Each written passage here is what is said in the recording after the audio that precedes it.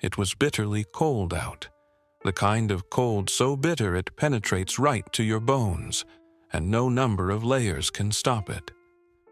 There was no roaring and thundering of crowds, no blaring of honking horns and screeching tires, only the wind rustling through empty alleyways. Tom was taking his regular evening stroll, clearing his head after another long day, when he spotted something, a shadow. Story comment below. Where in the world you are watching from today, and if you like this story, don't forget to subscribe. At first, he mistook it for nothing more than a wadded clump of scraps, a lost remnant of someone's past, abandoned in the faint light of the street lamps. But then it moved. Tom's steps halted. His breath curled in the night air. A dog, not just any dog, an old one. Its fur was thick but unkempt, patches gone, dirt clinging to its former golden coat.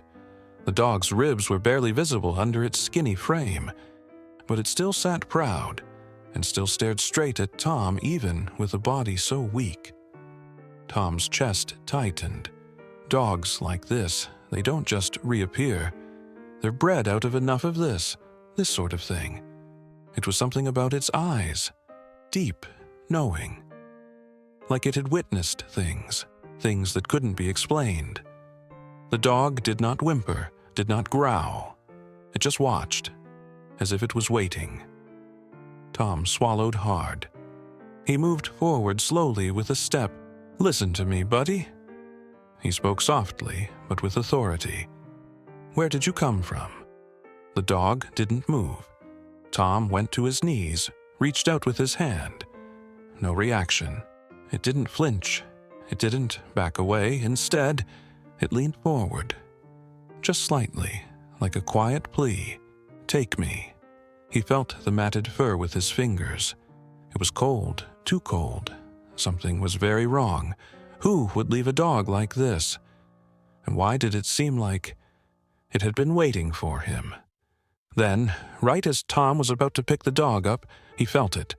A small, puffed-up scar under its hair. Tom's breath hitched.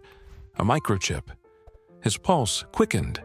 This dog belonged to someone. But who? And why, after all this time, was it out here alone? A deep discomfort crept into Tom's chest. He did not know that in the next 24 hours he would discover a truth so shocking. He deeply felt it as it shook him to his very core. Because this was not any lost dog. This was something, any different thing, and someone, somewhere, had been waiting for its return. He sat in his truck, the heater on blasting, and he felt a chill shake down his spine. The older dog curled up on the passenger seat, breathing slow and even, its eyes half shut, as though it was somewhere between exhaustion and relief. Tom had a death grip on the steering wheel. That scar, the microchip. This also signified that this dog had a master at one point. But who? And why was he left on a cold night like an afterthought? Those questions played in his mind as he entered the vet clinic's parking lot. Tom had been here many times before. He volunteered for rescues whenever able, but this seemed different. This dog didn't seem like a mere stray. It felt like a message. Tom walked up to the front desk inside the clinic, the lights buzzing faintly. A young receptionist looked up, smiling. "Hey, Tom, you're here late. Everything okay?" Tom looked down at the dog cradled in his arms. Not sure yet. Found him in an alley. Looks like he's got a microchip. The receptionist's smile wavered. She nodded. "Let's get him checked in." A few minutes later, Tom sat in a small examination room while Dr. Roberts, a middle-aged veterinarian with graying hair and kind eyes, waved the scanner over the dog's neck. A long beep. The vet frowned. Tom sat forward. "What is it?" Dr. Roberts did not respond right away. Instead, he got closer and scanned the chip again. Another beep. And then the vet stiffened. His eyes darkened, his mouth smoothed into a thin line. Tom's heart pounded. "Doc?" Dr. Roberts exhaled slowly, and when he did speak, his voice was lower, hushed. "Tom, this chip is not only old, it's been flagged." Tom's stomach dropped. "Flagged?" His voice barely escaped his lips. The vet nodded. He rotated the screen so Tom could see it. And when the information fell in Tom's sight, his blood ran cold. Because this wasn't your average lost dog. This was not neglectful. This dog had disappeared more than a decade ago, and its owner, he had been reported dead. Tom struggled to breathe, the air catching in his throat. None of this made sense. How was this dog still alive? And more importantly, why was it back now? Tom heard his pulse pounding in his ears. The screen before him glowed with information, cold, clinical, and yet impossible. Owner. Name, Jonathan Keller. Date of disappearance, 7th October 2011. Status. Deceased. Tom's breath hitched. He blinked. Once. Twice. But what was on the screen did not change. His throat went dry. This must be a mistake, he finally said, his voice little more than a whisper.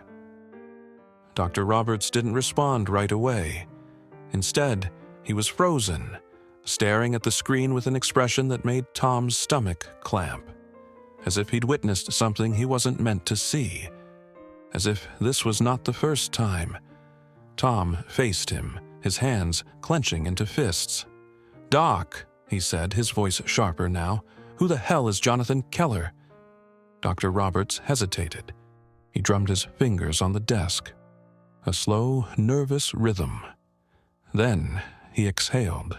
Jonathan Keller was this town's wealthiest businessman, had a couple of houses involved in real estate. He seemed like a normal guy. Tom nodded slowly. And Dr. Roberts rubbed his temples and suddenly looked exhausted. And then one day, he vanished. Tom's stomach flipped. Dr. Roberts went on in a lower voice. It was a huge sensation back in the day. His family had reported him missing when he didn't return home one night. His vehicle was found unattended on a back road in the vicinity of the woods. There were no signs of struggle, no signs of him at all, just gone. Tom glanced at the dog. The ancient pup reclined motionless, eyes observing, ears slightly perked, like he comprehended every word. Tom swallowed. "So they never found him?" Dr. Roberts pursed her lips. "They did. Sort of." Tom's spine went rigid. The vet hesitated. Then, finally, they discovered his wallet, his watch, and his jacket, but no body. Tom stared. "That's not making any sense." "No, it doesn't," the veterinarian concurred. A dense silence fell over the room. The incessant beeping of a heart monitor, the slight hum of the air conditioning. Finally, Tom shook his head. "But what does any of that have to do with this dog?" Dr. Roberts hesitated again. Then he did something odd. He opened a drawer in his desk, took out a file, and pushed it over to Tom. Tom glanced down. It was thick, 2 one-missing person case thick. His gut tightened. "What is this?" Dr. Roberts exhaled. "A list of other dogs." Tom's pulse spiked. He flipped the file open and felt his blood go cold. There were dozens of cases. Dogs with microchips connected to missing persons.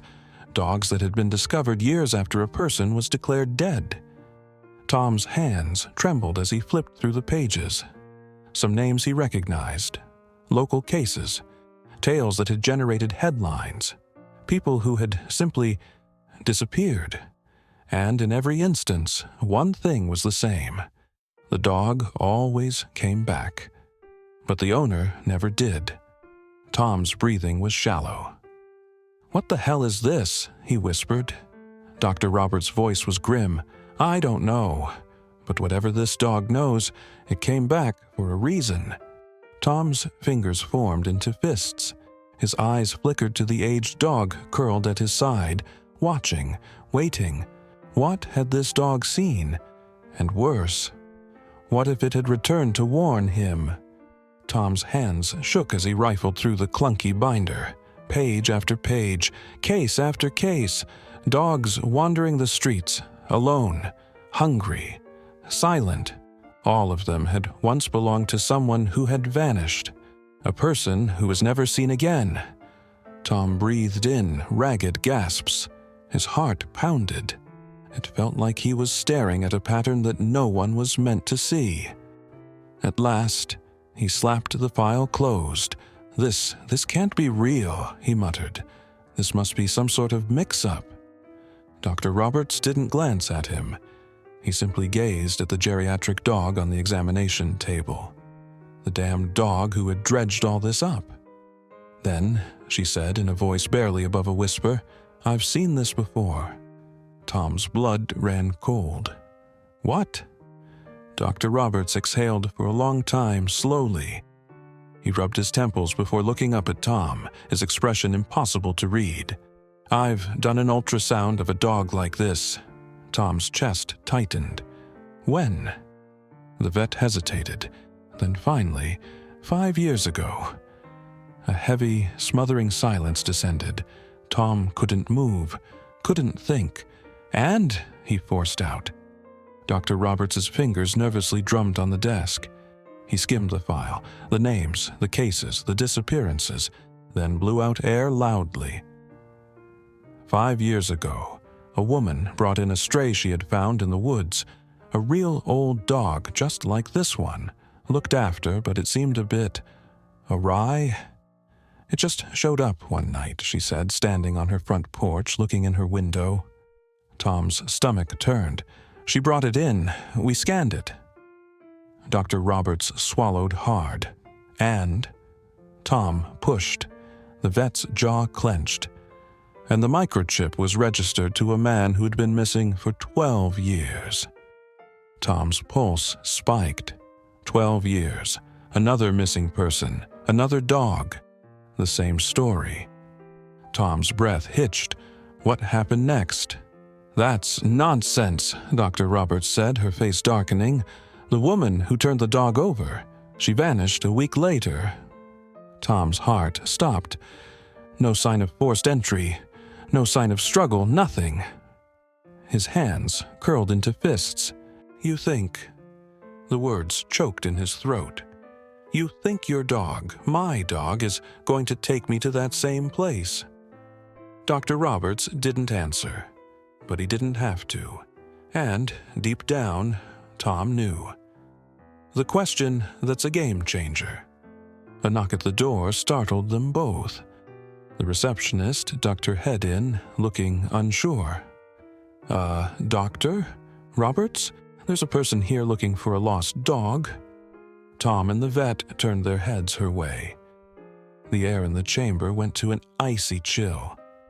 Tom jumped up, dragging his chair across the floor. "Who?" The receptionist blinked. Just a man. I'm still looking for a dog that's been missing for a long time." Tom and Dr. Roberts exchanged glances. The file, the cases, the disappearances, nobody was ever coming for these dogs. Until now. Tom's heart pounded. There was something very, very amiss.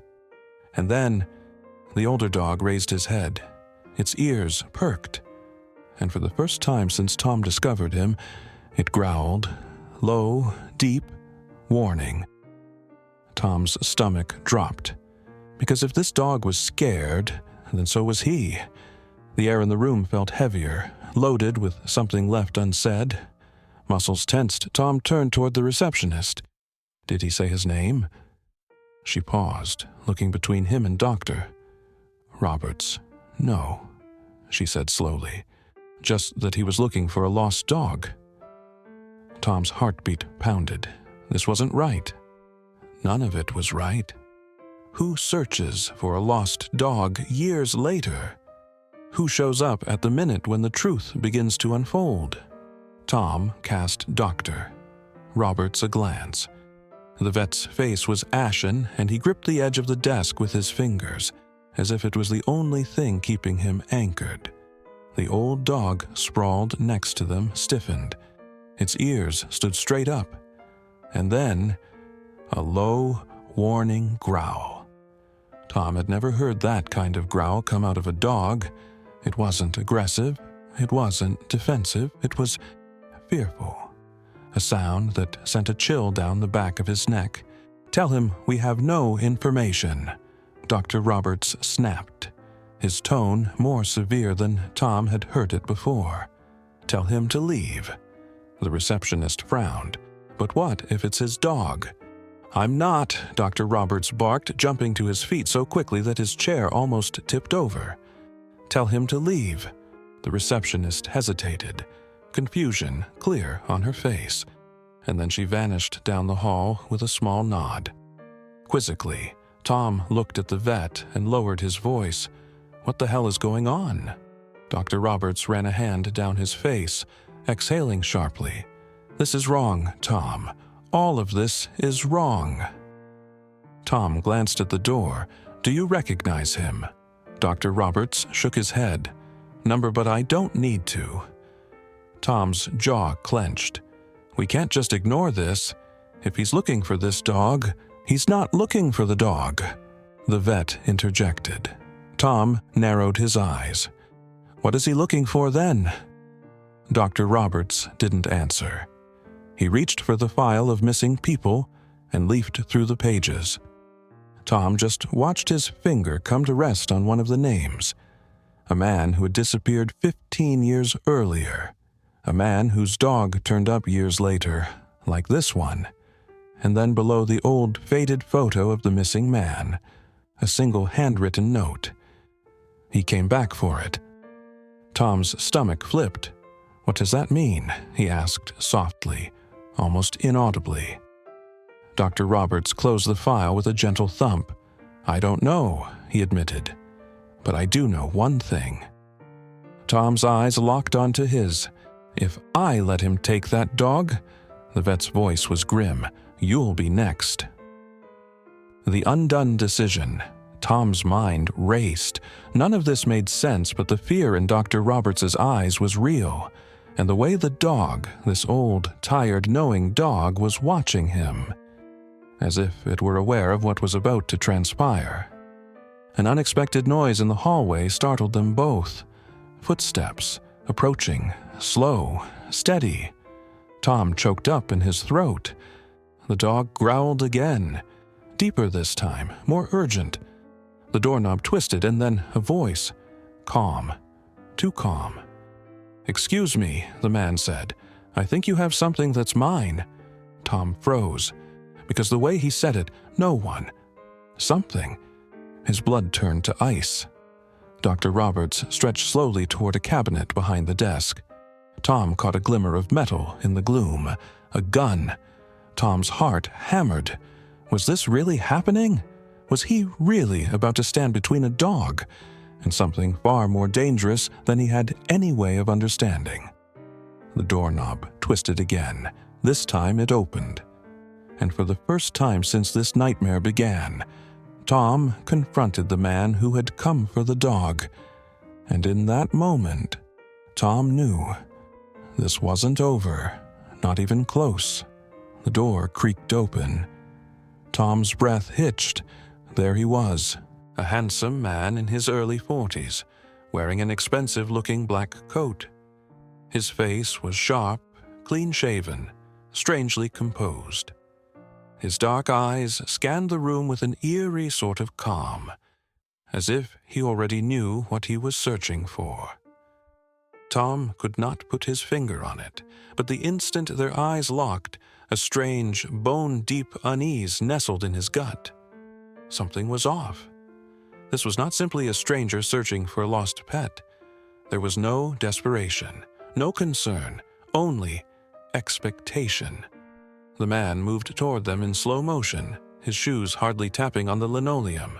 "I think you have something of mine," he said again. His voice was even, measured. But Tom sensed the tiniest change in his expression. His eyes darted, for a second, toward the dog, and then the old dog growled. Not a growl, not a warning. It was a deep, guttural, teeth-baring snarl that shook Tom to the bone.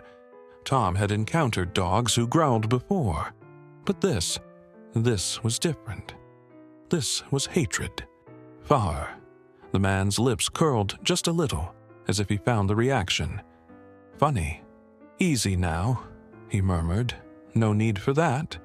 Tom shifted automatically toward the dog, putting himself between the two. I don't know who you are, Tom said cautiously, his heart thudding, but this dog had been dumped. If you're asserting ownership, will require evidence. The man tilted his head. Then slowly he smiled. And something about that smile made Tom's stomach knot. Oh, I'm not here to claim him, the man said silkily. Tom's hands curled into fists. Then why are you here? The man's eyes were on Tom's. And then, in the most calmly, most unsettling voice possible, I'm here for you. The room fell silent. Tom's breath hitched. His chest tightened. And then, Dr. Roberts moved. Fast. Tom hardly had time to register it before the vet pressed something small into his palm. Cold. Metal. A key. Tom's bewildered gaze turned to Dr. Roberts, but the vet was already moving toward him, his expression hard. Tom, he said quickly, voice urgent. Get the dog and get out of here. Now. Tom's pulse spiked. What? Go. Now. The man in black stepped forward very slowly again. You're complicating this unnecessarily, he said coldly. Dr. Roberts ignored him. He didn't, though, and instead grabbed Tom's arm and shoved him toward the back door. Get to my office, he murmured under his breath. Use that key. There is something you must see. Tom's stomach tightened. What are you talking about? Dr. Roberts' fingers sank into his arm. You want to know what's actually going on? He said. Then run, and don't look back. The forcefulness in his voice ran a chill of fear down Tom's spine. He didn't understand. None of this made sense. But the expression on Dr. Roberts' eyes, that made sense. It was the expression of a man who knew that something awful was imminent, and his tone when he said, "Don't look back." Tom believed him. The dog was on its feet now, braced against Tom's leg, its growl coming from deep in its throat. It was waiting. Tom didn't think, didn't hesitate. He snatched up the leash and ran. He barely heard the man behind him say, "That's a mistake." Then, the sound of a gun being cocked, and then a single deafening shot. The escape that brings you to the truth. Tom ran. His instincts screamed at him to turn back, but his legs continued to propel him forward purely by instinct. The old dog sprinted alongside, remarkably keeping pace. Tom's heart pounded. Dr. Roberts, what had he just done? Was he dead? Tom's stomach lurched, but there was no time to stop. The hallway blurred past him, and then he saw it. The office waiting room door to Dr. Roberts' office. Tom reached for the key, jabbing it into the lock with trembling hands. Click. He forced his way inside and slammed the door. The dog pressed against him, panting. Tom's hands were shaking as he turned the lock. Safe. For now. His chest heaved. What the hell just happened? And then, he recalled the vet's words. Use that key. You have to see something. Tom swallowed hard. He turned to scan the room. And that's when he saw it. A small, locked cabinet. His fingers clamped down on the key. He didn't want to do this, didn't want to know, but he had no choice. Tom took a deep breath and stepped forward, and unlocked the cabinet. The door swung open, and inside, Tom saw the truth, the very thing Dr. Roberts had kept hidden. And he looked down at the stack of old photographs, His entire world collapsed. Because staring back at him were pictures of himself from years ago, images he had never laid eyes on before, and standing beside him, the same old dog, the one he had just rescued, the one who had been waiting for him all along. Tom's breath stopped. What the hell was going on? Tom trembled as he extracted the photographs from the cabinet.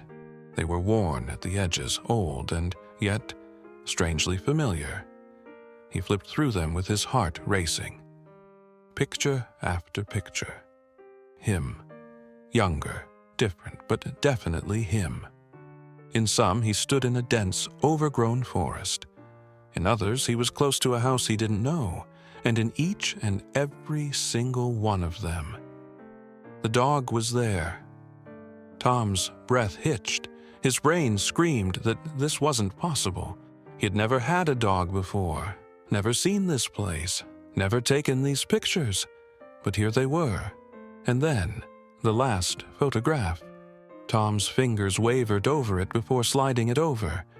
It was unlike those other questions, darker, more unsettling, a blurry black and white photo of him, lying on the ground, eyes closed, unmoving, like a corpse. Tom's lungs seized, his hands went numb, his head swirled with a million unanswered questions. And then, a soft rustle behind him. Tom spun around. The dog was now only several feet away, gazing at him with those same knowing eyes, silent, watching, waiting. Tom's pulse pounded. He turned slowly back to the photograph. He was frantically trying to piece it all together, but the more he tried to think, the worse the headache got. Something wasn't right. It wasn't just the pictures. It was him, his memories. Something was missing. Something was wrong. And then, for the first time since this nightmare began, a voice, a whisper, right behind him. "You better shouldn't have come back." Tom's blood turned to ice. The too little, too late warning. He spun around fast, but the room was empty. His lungs seared, his vision darkened. Had he imagined it? The stress had finally cracked him. He staggered backward, grasping the edge of the desk for support. His breathing was ragged, deep, slow. Think. He needed to get out of here. He needed to find answers, but then he was drawn instead by something else. At the back of the cabinet, under the mountain of photos, was something else. Something he almost missed. A note, handwritten. With trembling fingers, Tom stretched toward it, and when he unfolded it, all at once his body went cold. The note had only 4 words. 4 words that made his skin crawl. "Don't trust the dog."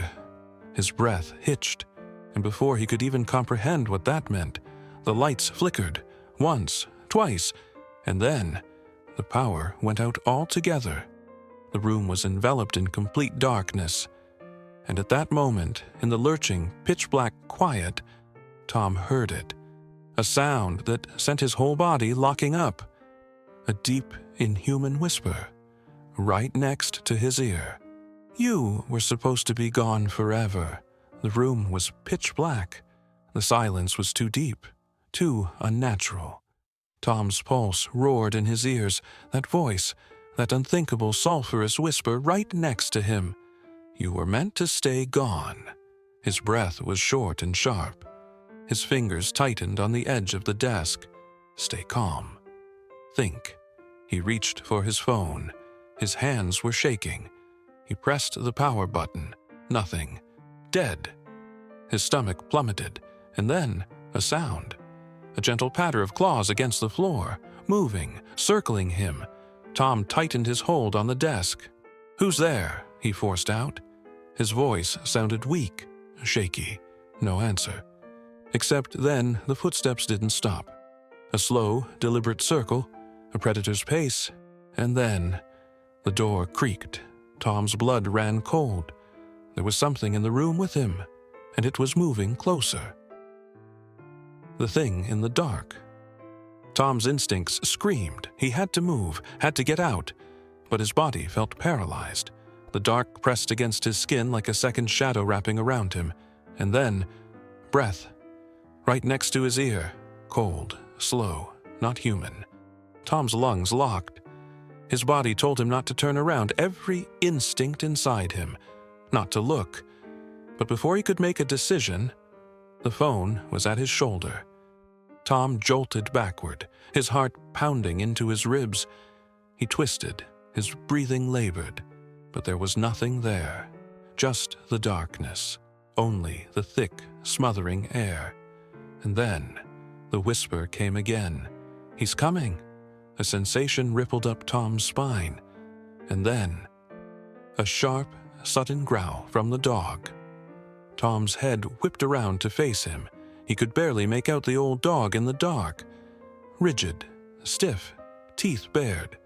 The growl in its throat was ossified, low, dangerous, protective. And then Tom realized it wasn't looking at him. It was looking past him, at something else, something Tom couldn't see. His stomach twisted, and then the door slammed open. A shaft of light flooded the room. Tom winced, raising his arms, and then a shadow moved. Too fast, too unnatural. Tom caught a brief glimpse of something, a distorted figure, tall, wrong, and then it was gone. The light flickered, the room settled, and for the first time since this nightmare began, Tom could breathe again. But the dog continued growling, and then, all at once, in the silence, a new voice stirred. "Tom?" Tom whirled around. Dr. Roberts was standing in the doorway, his expression stunned. His gaze flicked to the dog, to the open cabinet, to the photographs still held in Tom's hand. And then his face went white. "You saw them?" Tom's throat was dry. "Yeah." Dr. Roberts exhaled sharply. His eyes darkened. Then, without another word, he closed the door and locked it. A sharp sound, like a lockdown, pierced the stillness of the space. Tom's chest tightened. Dr. Roberts stood before the door, his complexion white as a sheet, hands trembling. For the first time since this nightmare started, Tom saw something he'd never thought he'd see in the vet's eyes. Fear. Real, raw fear. Dr. Roberts drew in a breath and exhaled, pressed his back against the door as if trying to keep something out. Tom swallowed hard. "What?" His voice cracked. "What the hell was that?" The vet's eyes flicked to the photographs still held in Tom's hands, then to the dog. The old shepherd sat upright, its ears pricked, its body taut. The low growl in its throat still echoing through the air. It hadn't stopped, not even for a second. Like it knew, like it was aware of something Tom was not. Dr. Roberts finally spoke. "You weren't supposed to see those," he mumbled. Tom's stomach twisted. "Yeah, I realized that when the lights went out and something breathed down my neck." Dr. Roberts flinched. That response made Tom's heart race. Because whatever he had felt just a moment ago, Dr. Roberts knew precisely what it was. Tom took a step forward. "What is happening?" His voice was hoarse. "And don't even tell me you don't know, because you do. I see it in your face." Dr. Roberts hesitated. Then he sighed, like he was making a choice, as if he could sense that from this moment on there would be no turning back. "How much do you remember?" Tom frowned. "Remember?" Dr. Roberts' jaw tensed. "About the dog," he said slowly. "About your past." Tom blinked. "His past? What are you talking about?" Dr. Roberts closed his eyes briefly, sighing as if he already knew the answer. And then he gestured to the photographs. Tom looked down at the black and whites still balled in his trembling hands. His younger self, standing in spots he didn't recognize, with a dog he never knew, except Tom's stomach lurched. Because the reason, as he looked at the pictures, as he made himself look more closely, it was as if something had snapped in his mind, as if a thread had snapped, as if a locked door had cracked open, like a memory, one he didn't know he had, until now. The memory that was never meant to be. Tom's breath caught, a glimpse, a streak of action in his head. Not a dream, not an illusion, a memory, something real, something buried. He saw it, a cabin, an endless, thick forest stretching deep and dark, the smell of pine, and then a name he heard echo in his mind. Jasper. Tom's hands trembled. His heart pounded in his chest against his ribs. He knew that name, knew it like he knew his own. But he had no idea why. Tom's glance darted to the dog. And that's when it hit him. He had seen this dog before, not just tonight, not only in these photographs, but in his own past.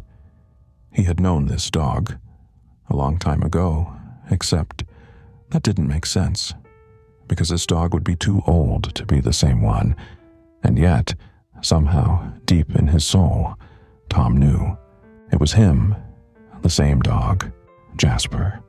And when that realization landed, the dog stared right at him, like it knew too, as if it had been waiting for him to recall. Tom retreated, gasping for breath. His mind whirled. None of this was possible. None of this should be real. And yet, it was. Dr. Roberts finally spoke. "You've been here before, Tom." Tom's breath stopped. The room tilted. "What?" The vet's face was grim. "You've done this before," he said, his voice steady. "A long time ago." Tom's skin crawled, his pulse pounded. But before he could speak, before he could ask for an answer, the lights flickered. Once, twice, and then the whole room descended again into darkness. A sound was heard, a low hum. Tom's entire body went rigid. Not again, not this. And then the whisper returned, deep, cold, from all you were meant to forget. The whisper was everywhere. You were supposed to forget. Tom's blood ran cold. His hands gripped the edges of the desk, searching for something to ground himself in, but the air had shifted. The room felt smaller, darker, like something was closing in on it. Dr. Roberts didn't move, didn't flinch. He just stood there, jaw clenched, his face etched with something between dread and resignation. As if he had been waiting for this moment. Tom swallowed hard. "You have to tell me what's happening." Dr. Roberts finally turned to him, and for the first time since she'd met the vet, his expression was gentle, almost sad. "I'm sorry, Tom," he said softly. Tom's stomach twisted. Sorry? Why was he sorry? Just as Tom was about to speak, the whisper came back. "You didn't need to come back." The lights flickered wildly, and then a shadow moved. Not a normal shadow, not a shadow cast by the flickering bulbs. Something else, something alive. Tom caught sight of it out of the corner of his view, a moving, twisting dark. It wasn't in the room, either. It was part of the room. Dr. Roberts tensed. "Tom," he said softly, "we don't have long." Tom looked at him, his heart banging in his chest. The vet dug into the pocket of his coat. Out came a folded-up piece of paper and stuffed it into Tom's hand. Tom hesitated, his fingers cold and unmoving. "What is this?" Dr. Roberts didn't answer. Instead, he seized Tom's shoulder with great force. His gaze settled on Tom's with a fierceness that made his breath catch. "You have to leave," he said, "right now." Tom's pulse spiked. "But I don't understand." Dr. Roberts shook his head. "There's no time. Take the dog. Go back to where it started." Tom's body stiffened. "Where what started?" Dr. Roberts' eyes shot to the photographs, to the cabin in the woods, and suddenly, Tom understood. The forest, the pictures, a buried memory clawing itself back into his mind. That was where he had to go. But before he could move, the lights went out altogether. Total darkness. Tom's breath hitched. The whisper came again. Close, too close. He remembers. Tom didn't think, didn't hesitate. He ran. The escape into the unknown. The hallway was pitch black. Tom ran through it with the dog beside him. Somewhere behind him, Dr. Roberts was yelling something. But Tom didn't stop. His fingers shook as he clutched the paper. His legs ran onto pure adrenaline. The vet clinic was a labyrinth, but somehow his feet knew the way, like muscle memory, like he had been here before. He pushed through the emergency door and gasped for breath. The night was cold, silent, too silent. Tom did not stop running until he got to his car. He pulled the door wide, the dog jumping in beside him. His fingers clumsily grabbed the key. He shoved it into the ignition. The engine roared to life. His heart pounded against his ribs. He looked down at the paper he still held in his hand. His breath caught. It had just one sentence written on it, and it turned his whole body rigid. You were never meant to leave. Tom's lungs locked. The dog gave a low, warning growl, and in the rearview mirror, a figure emerged from the dark, watching, waiting for him. Pavement screamed under Tom's tires as he flew down the deserted street. His hands tightened on the wheel. He was breathing hard and uneven. The dog lay next to him, its ears alert, body taut. It had not made any sound since leaving the clinic. Like it knew, like it was waiting. Tom's mind was spinning. The note, the photographs, the voice in the darkness. And now, this road, it felt too familiar, like he had driven it before. But that was impossible, because where he was going, to the cabin in the woods, was a place he had never been, wasn't it? His grip on the wheel tightened. Number that wasn't true, was it? A small spark of something began to take shape in his mind, a half-memory of this exact moment. The dark road, the silent dog beside him, the growing sense of dread. Tom swallowed hard. His pulse pounded. Who was he before all this? And why did he have the nagging sense that he wasn't simply returning to the cabin? He was heading back to something that was waiting for him there. The clues left behind. The farther he drove, the darker the road. The moon went away behind towering, dense trees. The forest engulfed him completely. His headlights barely penetrated the thick mist that twisted over the pavement. Tom tightened his grip on the wheel, and then, in the distance, a shape appeared. A sign, weathered, faded, barely readable, but as he flew by it, his eyes fell on the words, "Welcome back, Tom." His lungs locked. His foot stomped down on the brakes. The tires screeched as soon as they hit the wet pavement. Tom's heart pounded. Number that couldn't be right. That sign couldn't be real. His hands were shaking on the wheel. His mind spun. This wasn't a town. There were no homes here, no people, nowhere to put up that sign. And yet, it was there, as if it had been waiting for him. The shadow in the fog. Tom willed himself to breathe. He had to keep moving. He couldn't stop now. But the second he hit the gas again, the dog growled, deep, low, a warning. Tom's eyes darted to the rearview mirror, and his stomach dropped. Someone stood in the middle of the road behind him, tall, still watching. His entire body went cold. That was the same shadow as the clinic, the one that had spoken softly in the dark. It followed him. Tom's breath hitched. The dog let out a sharp bark, and in an instant, the figure vanished into the mist, like it had never been there. But Tom knew better. It was still out there, and it was waiting for him to come. He stepped on the gas, muscles stiff, a million thoughts racing. He ran deeper into the dense forest. The road narrowed, and then he saw it. The cabin. It was just the same as the pictures. Old, isolated, wrong. Tom's heart banged against his ribs. All instinct in his body told him to turn around. But a force more powerful than any doubt, a force deeper even, told him this was the only way to learn the truth. For whatever had been waiting for him all this time was inside that cabin. Tom's car stopped at the perimeter of the clearing. The cabin loomed ahead, dark, silent, like it had been waiting for him. Knuckles white, his hands held tight to the wheel.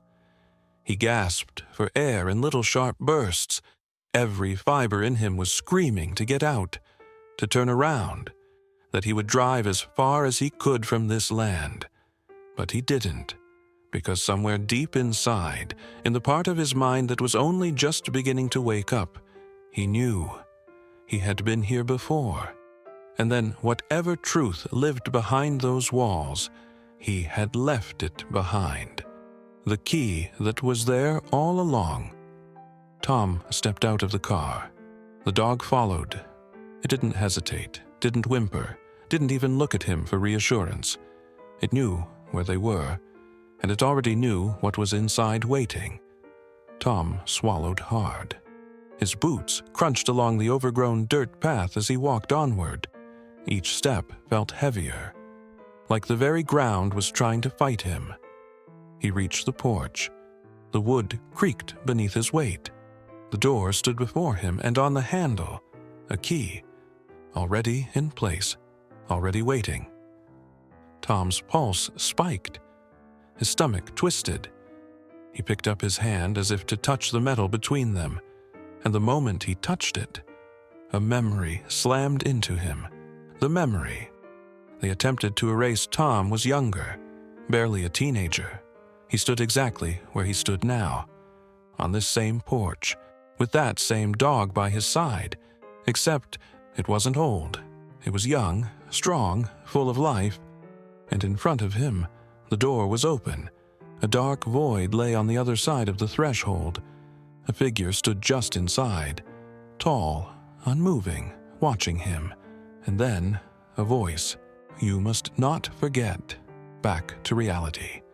Tom's eyes flew open, the memory tore away like a dream evaporating in fresh daylight. He exhaled sharply, stepping back, his heart thumping against his ribs. The dog leaned against his leg, solid and real. But the key, it was still there, waiting. Tom's heart pounded up and down. He looked at the door, looked at the key. Then, without thinking, he turned it. The lock clicked. The door creaked open. And the moment it did, the whisper returned, louder, stronger. "Welcome home, Tom." The air shifted. Something moved inside. Tom caught his breath in his throat, and then the lights within flickered to life. The door swung open, and inside, the lights turned on by themselves. There was a cloud of dust in the air, agitated for the first time in decades. Tom stood motionless at the doorway. His pulse beat like a drum in his ears. The dog rubbed against his leg, its hackles raising. Everything inside him shrieked to turn back, to shut the door, to leave. But he didn't. Because deep in his bone he knew this wasn't just a place. It was a memory, and it had been poised for him, the room that shouldn't exist. Tom stepped inside. His boots creaked against the floorboards. The air was thick, not only with dust, but with something else. Something heavy, something watching. The dog was the first to move, sniffing the air, its ears perked. Tom's gaze swept the cabin, and that's when he noticed. It was all still there, the furniture, the books, the photographs mounted on the walls, like someone had just left and never returned. His chest tightened, because the furniture, the photos, he recognized them. He'd never been here before, and yet he had. He swallowed hard. He ran a finger across a dusty tabletop. And then, a sound. From the back of the house, a scraping, like something moving. Tom's breath hitched. His body went rigid. The dog emitted a low, warning growl. Tom turned, and his gaze fell on a door. The hidden door. It was unlike the other ones. Newer, like it had been added later. His stomach coiled. His fists clenched. Because suddenly, he knew. That door, that room. It was why he had come here. The reason he had come back. But before he could move, before he made it a single step, the whisper returned, right behind him. "You left it behind." Tom's lungs locked. The dog turned its head around. Its ears flattened.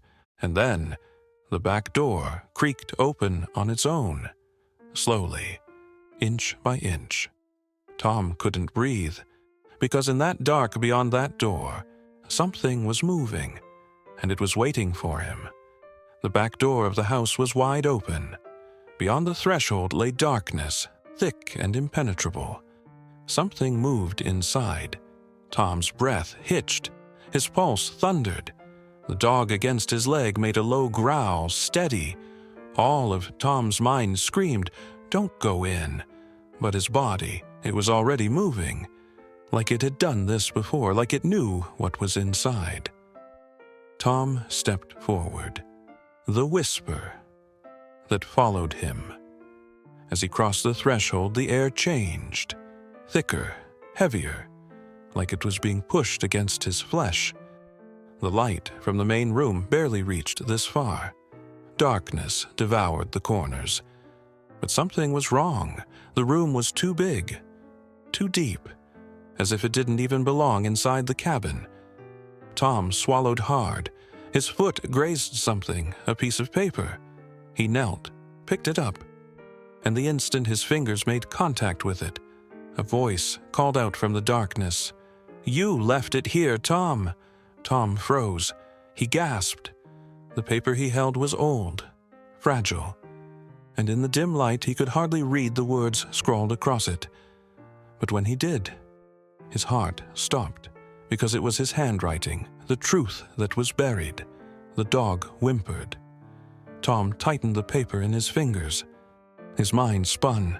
This didn't make sense. How? Why? His eyes scanned the room. There were more papers scattered on the ground, more notes, more evidence. Tom's fingers shook as he went for another. He turned it over, and his breath hitched. Because on the back, in his own hand, was one chilling sentence, "If I forget, remind me." Tom's stomach dropped. His own warning, his own message. But from when? His vision blurred. And then the lights flickered. The dog let out a sharp bark. Tom's head snapped up. The room shifted. The walls seemed to breathe. And from the farthest corner, something moved. Tom staggered back, because it was standing, stepping forward from the shadows, was himself. Tom stared. His breath was ragged and came in shallow fits. His brain shouted that this couldn't happen. And yet, there in the shadows was himself. An identical reflection. But not quite. The other Tom was pale, faded, like a memory made flesh. Tom's chest tightened. The dog emitted a soft warning growl. The other Tom cocked his head, and then he spoke. "You weren't meant to come back." The moment the truth fell apart. Tom's pulse hammered. His muscles screamed to run, to turn and leave. But he couldn't, because he knew this was it, the moment when everything finally comes clear. The other Tom stepped forward slowly, not threatening, not aggressive, but inevitable. "You had a good reason to leave this place," he said quietly. Tom's fingers tightened around the paper he held, his own warning. "If I forget, remind me." His eyes blurred as still more memories started to bleed through. Memories of this room, of him, right here, writing those words, of the murmur that had trailed him even then. "Tom, you can still leave." The other, him was watching, waiting. Tom's lips parted. A question burned in his throat. But he knew the answer already, for the truth had been with him all along. The price of remembering. It wasn't his first trip here. This wasn't his first time speaking from this very location. He had been here before, and every time he had chosen to forget. Tom staggered back.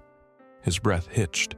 The room shifted around him, all colliding, the past, the present, and he realized the whispers, the dog, the notes. They weren't warning him. They were reminding him. Because he had left something that was buried here, something he had attempted to get rid of, and the only way out was to forget again. The other, Tom exhaled slowly. His expression softened. "You can still say no," he added, and for the first time, Tom got it.